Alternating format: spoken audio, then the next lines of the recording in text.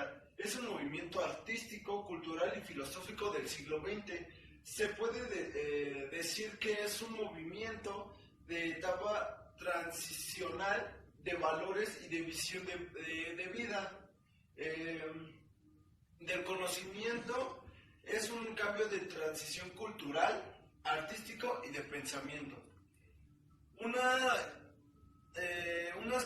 Algunas características de este movimiento surge para tratar de recuperar los estilos del pasado y de cómo construir un estilo internacional.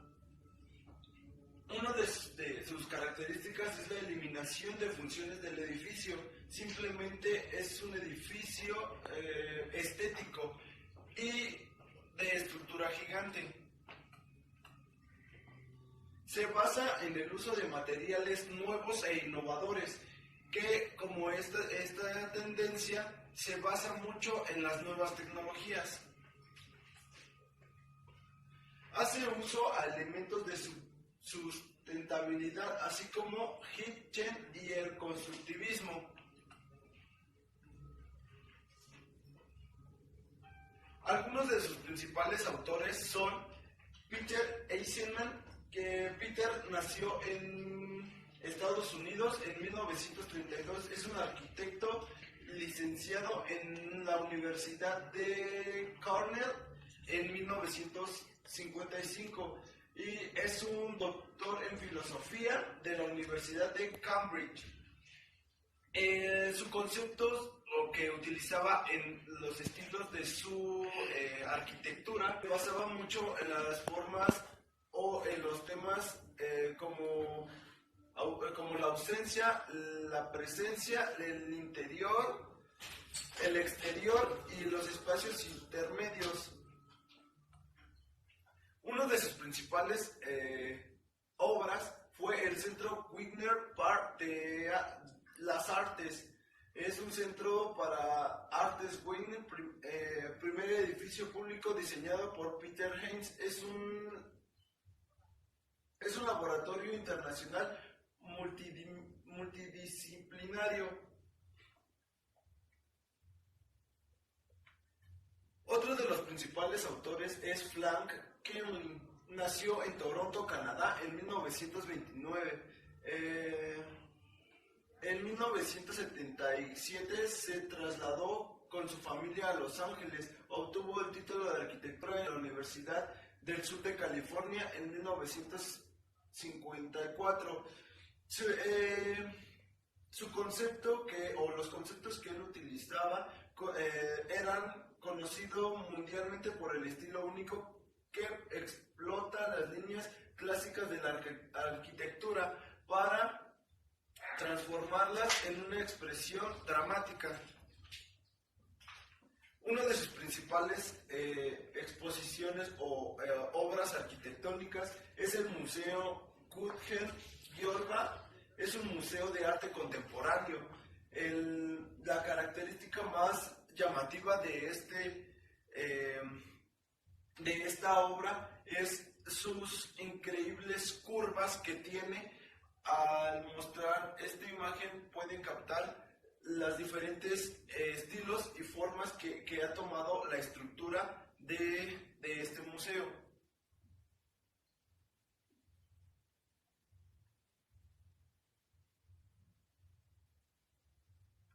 Esta es una de las primeras arquitectas que al menos yo conocí. Se llama Shah Adi. Es una arquitecta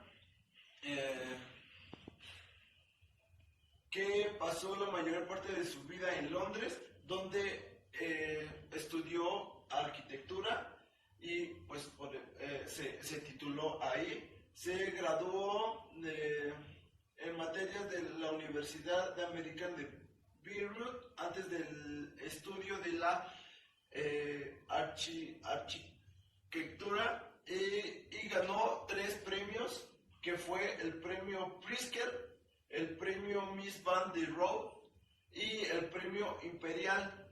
Sus conceptos su estilo arquitectónico ya había alcanzado su definición madura y mostró los rasgos que caracterizan el conjunto de sus obras, como el uso de volúmenes livianos, la forma puntiaguda de algunas y los juegos de luces a la integración de los edificios. Una de sus obras más representativas y que se le ha llevado a grande escala fue el pabellón puente de la Exposición Internacional de Zaragoza. Conecta con el margen derecho del río con el recinto de la Expo. Su planta tiene forma de la diosa y está cubierta y alojó salas de exposición sobre la gestión sostenible del agua. Bueno, esta exposición o esta construcción es muy llamativa, puesto que es conectada de un lado al otro como puente, y a su interior puede mostrar o muestra ciertas características o obras que se pueden presentar ahí. Y bueno, de mi parte es todo. Sigamos con el reportaje.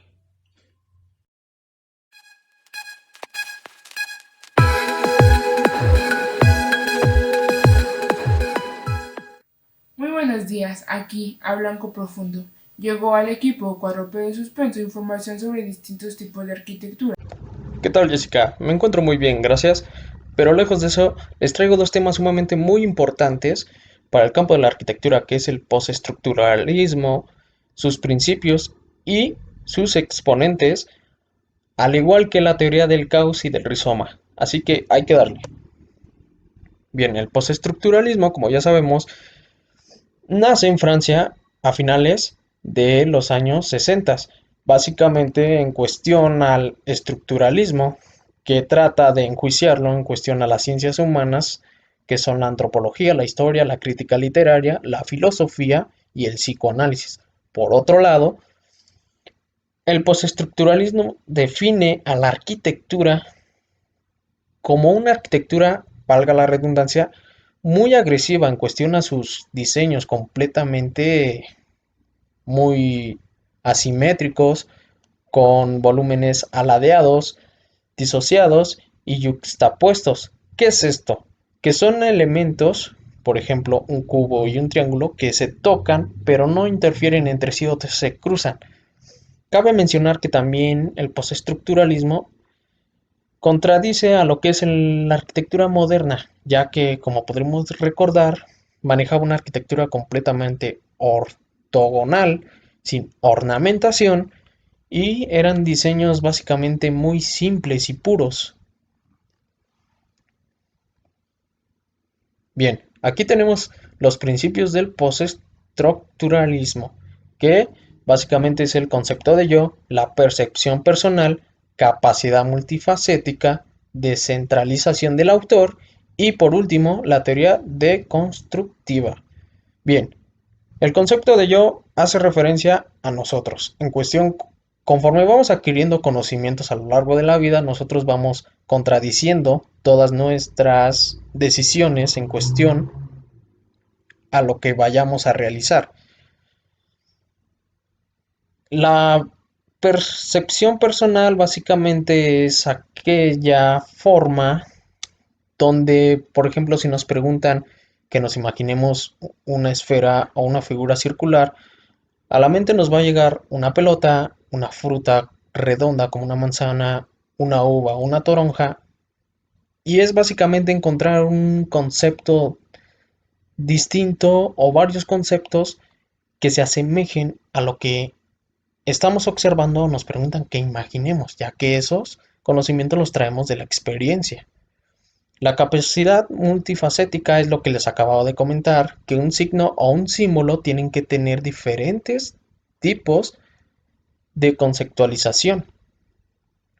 Descentralización del autor. Básicamente aquí tenemos que, si nosotros investigamos a un periodista en cuestión a su informe o investigamos el ensayo de un autor, de X tema, nosotros tenemos que hacer a un lado al autor y hacer que nosotros seamos el autor.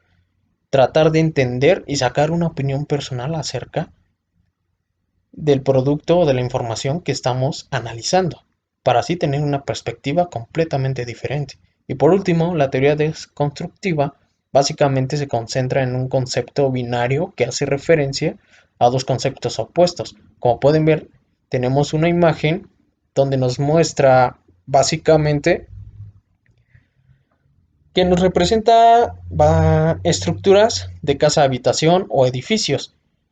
Y en la parte de abajo simplemente son figuras geométricas donde se entiende que son formas que hacen alusión al hogar, pero simplemente son figuras geométricas y en la parte de arriba son estructuras de casa, habitación o edificios.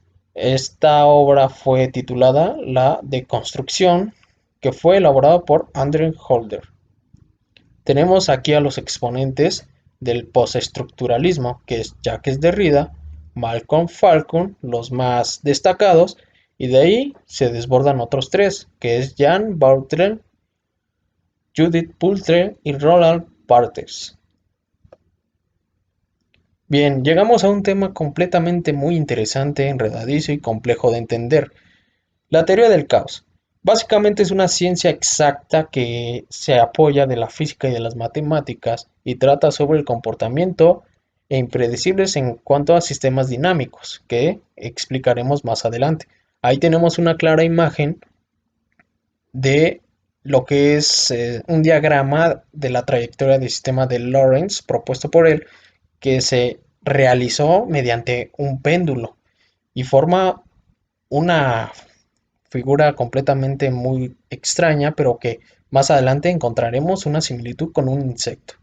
La teoría del rizoma, esta fue propuesta por dos filósofos llamados Gilles Deleuze y Félix Guattari, que sirve para el término proveniente de la botánica para definir un modelo de conocimiento que se caracteriza por multiplicidad y antigenealogía.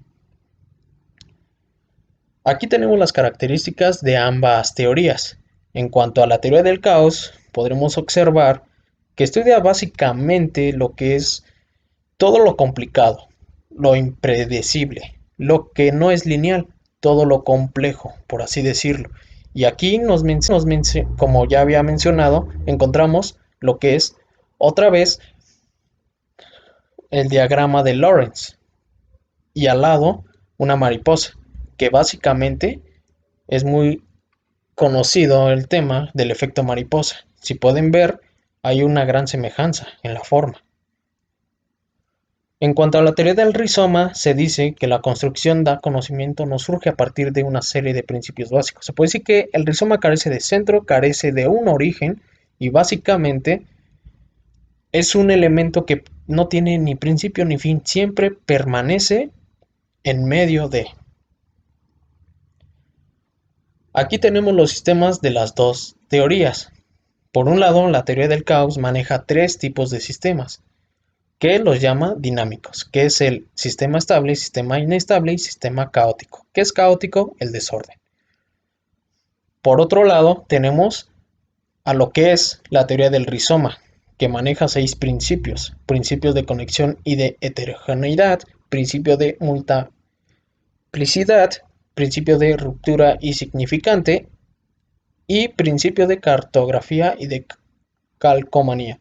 Básicamente aquí nos describe a la teoría del rizoma como una similitud que no tiene ni sujeto ni objeto, básicamente surge de la nada. El rizoma puede ser roto, puede ser interrumpido, pero jamás va a perder continuidad. Se puede fortalecer, se puede regenerar y puede seguir con sus funciones normales. Está conectado a cualquier otro. Básicamente es como si fuera infinito. Por último tenemos lo que es la arquitectura. En cuestión a las tres teorías analizadas, podremos observar y podremos darnos cuenta de que las tres teorías aterrizan en un solo estilo arquitectónico, que es el desconstructivismo. Básicamente, este se desarrolló a finales de 1980, pero se podría decir que nació en 1988 en una exposición organizada por grandes arquitectos como Frank Henry, Zaha Hadid, que expusieron algunas de sus obras del desconstructivismo. Esta, este estilo se caracteriza básicamente por la fragmentación, por el proceso de diseño no lineal, por eh, elementos arquitectónicos completamente muy asimétricos y muy atrevidos. Básicamente no respetan ninguna regla. Es como un estilo libre de diseño. Y aquí podremos observar diferentes tipos de obras arquitectónicas que hay en el mundo. Hasta aquí mi reporte, Jessica.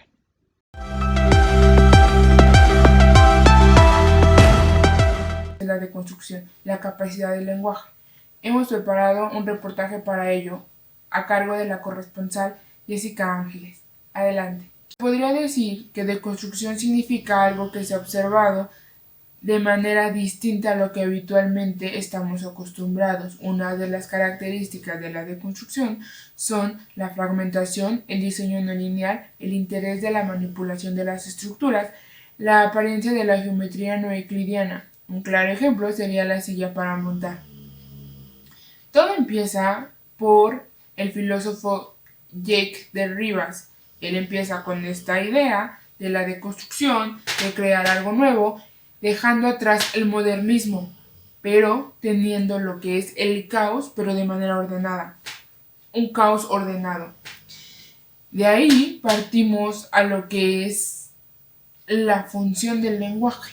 Bueno, la función del lenguaje quiere decir que para obtener algún tipo de lenguaje se necesita de un emisor y un receptor. En este caso, el emisor sería el edificio mismo y el receptor seríamos cualquier persona de nosotros, cualquier ser humano que pueda alcanzar a verlo o cualquier tipo de persona. Un claro ejemplo sería Zaha Hadid, que cuenta con la estación de bomberos en Vitra, en Alemania. Bueno, si se dan cuenta, en esa estructura no cuenta con algún orden, o sea, todo está en desorden. Aunque una de las características era la simetría. Otro tipo de construcción de igual manera de Zaha Hadid es el Riverside Museum en Escocia.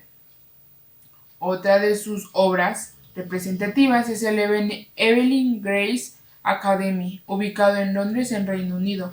Otro de los exponentes de la deconstrucción sería el arquitecto Frank Henry. Tres de sus obras más representativas son la Bodega Marqués de Riscal en La Rioja, España, el Museo de Arte Tendrech en Minnesota, el Museo de la Biodiversidad o Biomuses en Panamá. Eso sería en términos generales la deconstrucción.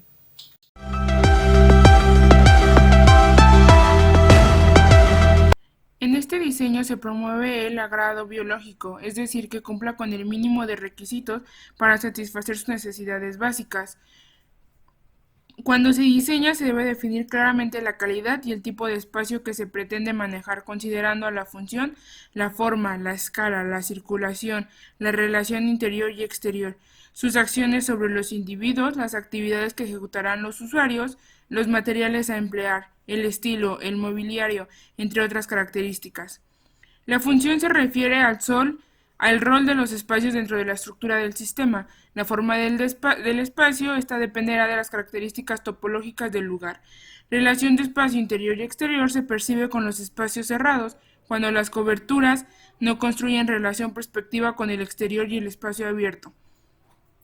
La relación de los espacios se da de tres maneras: directa, ya que lo único que va a dividir al espacio pueden ser los muebles; indirecta, cuando se divide a través de muros bajos, desniveles en el piso, en plafones, diferentes formas del espacio; y los espacios sin relación. Su nombre lo dice, tienen una relación con espacios autónomos.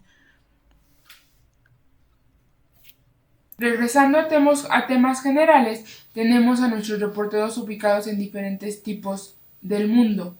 para ubicar los diferentes estilos arquitectónicos. Alan David de Jesús nos tiene un reportaje. Adelante, Anta. Bueno, en esta ocasión les voy a hablar sobre varios temas, lo cual nos menciona en primer lugar lo que es la teoría arquitectónica contemporánea. La arquitectura contemporánea básicamente se caracteriza por que los arquitectos dan una forma de una formalidad rígida, espacial, se da una fuerte sensibilidad por la complejidad de los espacios y de sus fachadas. Por tanto, tenemos dos principales autores, que los dos son de origen español, de la ciudad de Barcelona. Uno es el arquitecto Víctor Berlín, que nació en Cataluña el 16 de abril de 1962 y falleció en Cartagena el 4 de febrero de 1635. Después tenemos como obra arquitectónica el Palacio de Aguirre de 1898, y el siguiente arquitecto se llama Lluís Dominic, nacido el 21 de diciembre de 1850 y falleció el 27 de diciembre de 1923, nacido en Barcelona igualmente. Estos dos arquitectos son muy innovadores en cuanto a este aspecto, y la obra arquitectónica de Luis Bonadeschi fue el Hospital de Santa Cruz, y fue considerado Patrimonio de la Humanidad de la UNESCO en 1930. Continuamos con el segundo tema, que es nueva abstracción formal. Estas obras arquitectónicas son características, ya no contienen cornisa y frisos con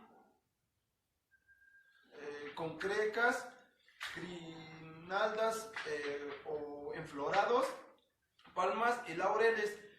Tenemos tres autores representativos de este movimiento, que es una de las obras es de Peter Eisenman, que fue el creador de las memorias del Holocausto. El segundo autor es Bernard Tisuchimi, que él hizo el Parque de Villait, y Colt Iman, que fue el creador de BMW Wald Múnich, claramente en Múnich, el 2007.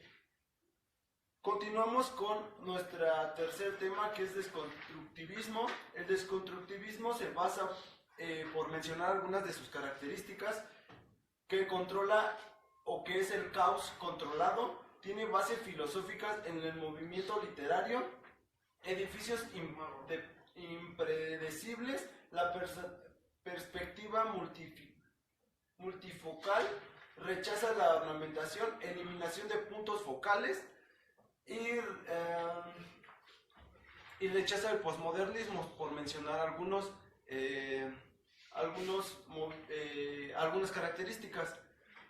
Bueno, tenemos como algunos autores representativos a Philip Johnson, que hizo una casa que tituló una obra llamada Get Out en 1995, y el otro autor es Frank Owen, que hizo el Museo Vitral. Y por último tenemos a Frank Gehry, que hizo el Palais Guy Pitkelsen en Chicago. Nuestro cuarto tema es sobre la supermodernidad. La supermodernidad surge para tratar de recuperar el estilo del pasado con contradicción al estilo internacional y la y las rigurosas concepciones del funcionalismo de la Bauhaus, ya que lo empieza a considerar como aburrido y monótono. Bueno, tenemos tres autores representativos de este movimiento. Tenemos a Peter Eastman, que hizo el Centro Whisker para las Artes. Otro autor es Frank Gehry, que hizo el Museo Joachim Billabong. Y el otro autor es Daisuke Sajima, que fue una arquitecta de Japón. Rolex Learning Center, que esa fue su obra representativa. Tenemos como quinto tema, que es vintage, que se caracteriza por esta arquitectura integra tecnología de punta, elementos metálicos aparentes, grandes estructuras sin apoyos intermedios, sistema de oportunización de energía. Se logra su larga estructura más ligera y transparente. Bueno, tenemos tres autores representativos de este movimiento, los cuales son Norman Frankfurter, que hizo la Metropolitan Building Varsovia, y el autor Jean Nouvel de Barcelona hizo la Torre Harvard, y el autor Jean Nouvel que hizo el Hotel Puesta Americana. Bueno, ahora tomaremos como un sexto tema, que es la arquitectura biomimética, que básicamente esta arquitectura es basada, busca una innovación formada de resolver problemas, busca la solución del problema basado en la naturaleza. Bueno, también las soluciones son totalmente compatibles con el medio ambiente y sustituyen métodos rudimentarios y poco compatibles en el medio ambiente. Se basa en principios sustentables. Bueno, esta arquitectura lleva más a cabo lo que es la armonía entre las construcciones humanas y la naturaleza. Los principales autores de estas obras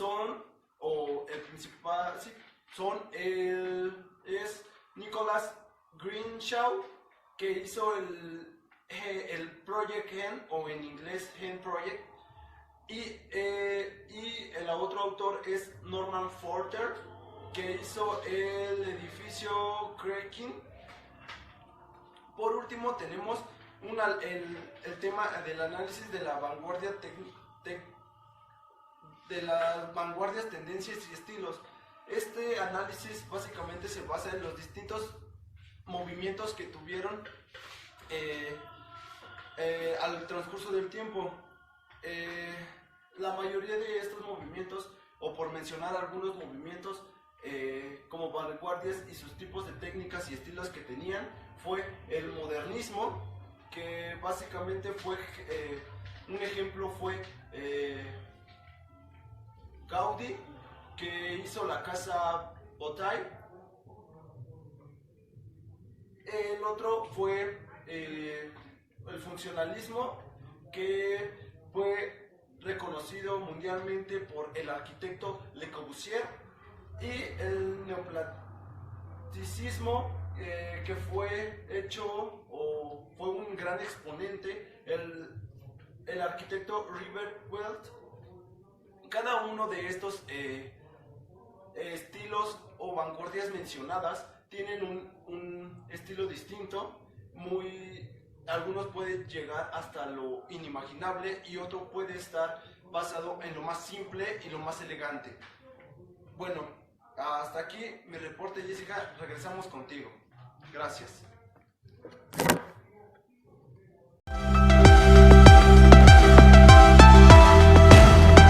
Cargo de nuestra corresponsal Ayanael. ¿Qué tal, Ayana? ¿Nos escuchas? Hola Jessy, ¿cómo están? Sí los escucho. Pues bueno, yo les voy a hablar sobre la tendencia humanística en la arquitectura actual. La humanización nos dice que una arquitectura que no sirva a las personas no es una arquitectura. La humanización de la arquitectura, que siempre ha sido uno de los valores de nuestra profesión, se hace visiblemente necesaria hoy ante los ojos de los no arquitectos. Algunas de las causas que implementaron esto fue la crisis de los 90. Los avances en neurociencia y diversas ramas de la medicina nos muestran la influencia de los espacios donde vivimos y trabajamos en nuestra salud. En edificios sanitarios existen evidencias de que los pacientes se recuperan mucho más rápido y mejor en ciertos ambientes más humanos. La humanización en la arquitectura pues nos dice que es una necesidad que existe en el mercado y por lo tanto una oportunidad, como puede serlo la sostenibilidad.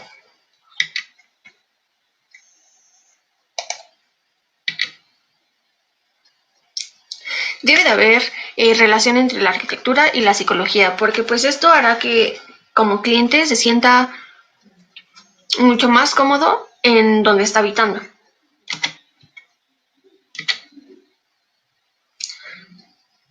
Lo que busca la humanización es el bienestar de la población.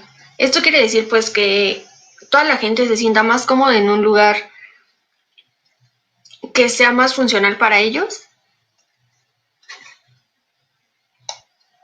La luz, las vistas, la experiencia del individuo, su relación con los materiales y con otros usuarios del edificio hacen que se cree un mejor confort en este. En pocas palabras, lo que pretende lograr la humanización de los espacios es de que la gente se sienta más cómoda, y sobre todo que tenga un mejor desempeño en el lugar. También se ha dicho que en las escuelas que están más humanizadas se tiene un mejor éxito en cuanto a sus estudiantes. Y esto pasa porque ellos se sienten más cómodos del lugar en donde están habitando. En un entorno sanitario más humano, atraerá más pacientes y conseguirá con ello un mayor beneficio económico para el centro correspondiente, ya sea privado o público.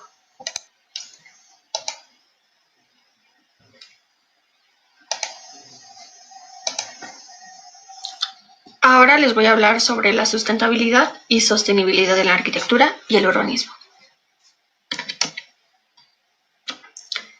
La sustentabilidad también es nombrada como arquitectura verde, ecoarquitectura, arquitectura ambiental consciente, más amigable con el ambiente, eco-friendly, etc. ¿Qué es?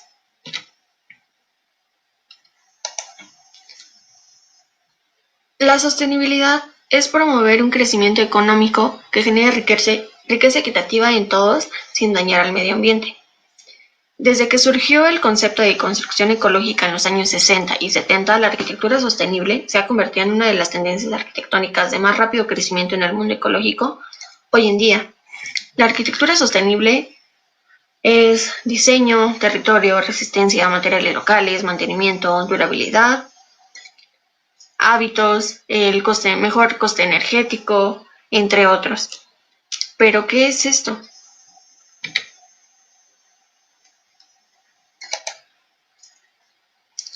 La idea detrás de la arquitectura sostenible es utilizar solo técnicas y materiales respetuosos en el medio ambiente durante el proceso de construcción, tener en cuenta las condiciones del sitio, incorporándolos al diseño siempre que sea posible y buscar minimizar el impacto negativo de los edificios a través del consumo eficiente de energía y el espacio de desarrollo.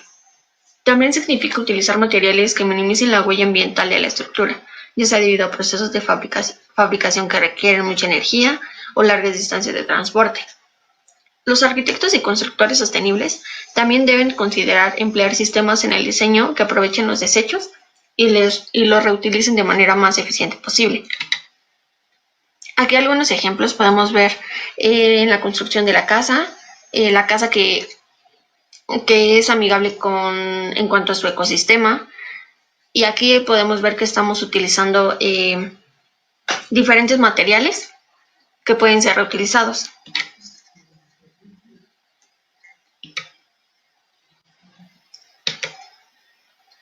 La sustentabilidad Es un modo de concebir el diseño arquitectónico de manera sostenible, buscando optimizar recursos naturales y sistemas de la edificación de manera de minimizar el impacto con el ambiente. Aquí podemos ver un ejemplo de una casa sustentable y sostenible. Ahora les voy a hablar sobre las tendencias actuales en la arquitectura mexicana. Esto propone que tener un acercamiento hacia las obras arquitectónicas de este fin del siglo, organizando la producción de los principales arquitectos en torno a cuanto a corrientes, por ejemplo, la arquitectura escultórica, el funcionalismo integral, la arquitectura emocional y las vanguardias internacionales. Aquí vamos a ver algunos ejemplos. Este es el Museo Maya. Esta es la arquitectura mexicana actual. Podemos observar también aquí la Cineteca, en donde se usa una montaña solar y demás ejemplos.